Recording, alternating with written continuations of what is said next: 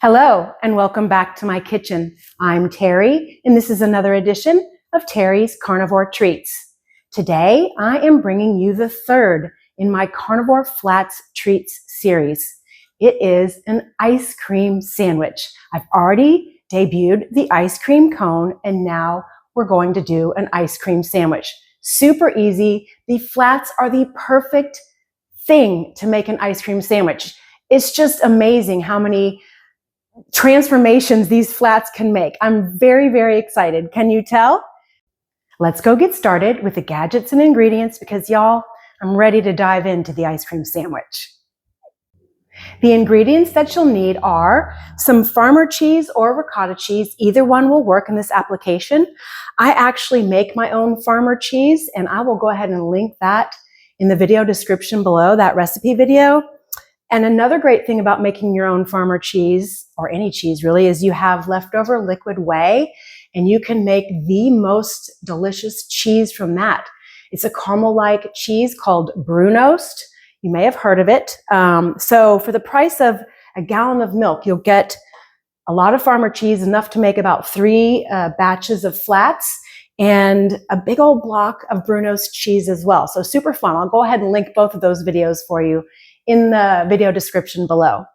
And then moving on, we need some butter, and we'll need some eggs, and we'll need some baking powder, baking soda, beef gelatin, some cream of tartar, some glycine powder. This one's optional. It does not affect the taste or the texture if you leave it out.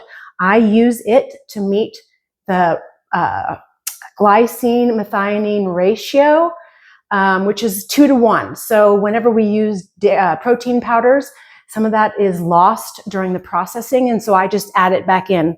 You do not have to if you do not wish to and do not want to purchase glycine. Not a big deal.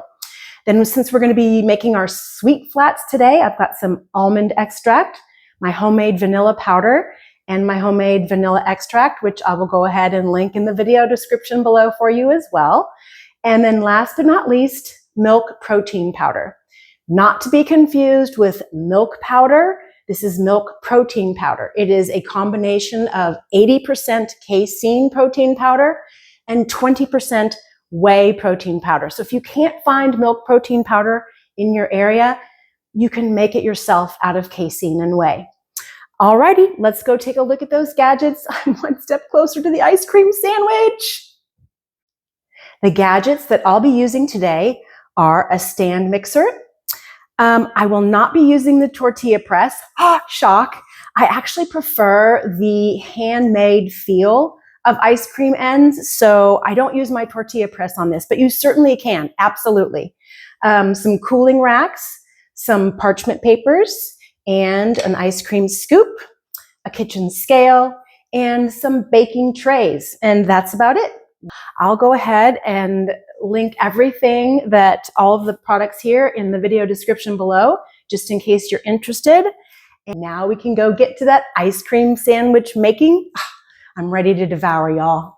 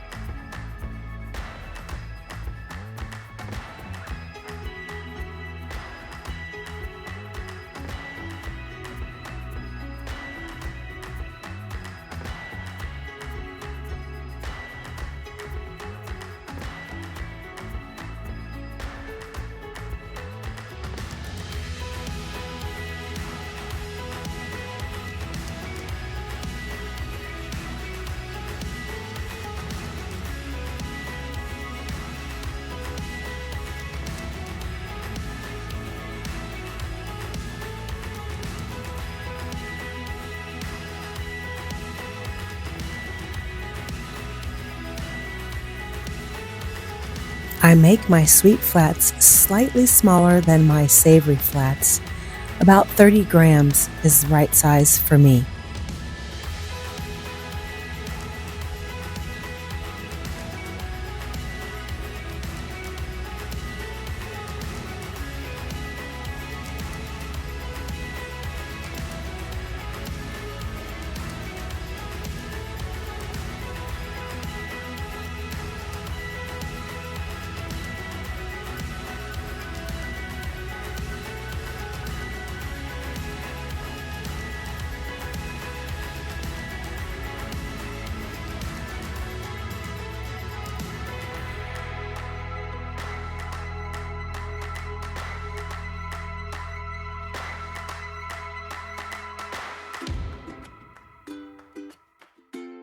I like leaving the ice cream sandwich ends a little bit on the thicker side, as you can see here. This way, you get a nice, chewy, crunchy, cookie-like end for your ice cream sandwich.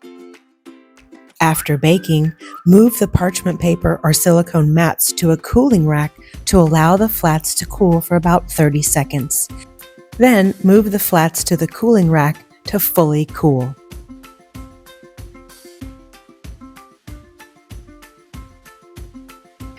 To make the ice cream ends, I use my air fryer. They can't be baked. It doesn't turn out the same, so you're definitely going to need an air fryer to make the ice cream ends.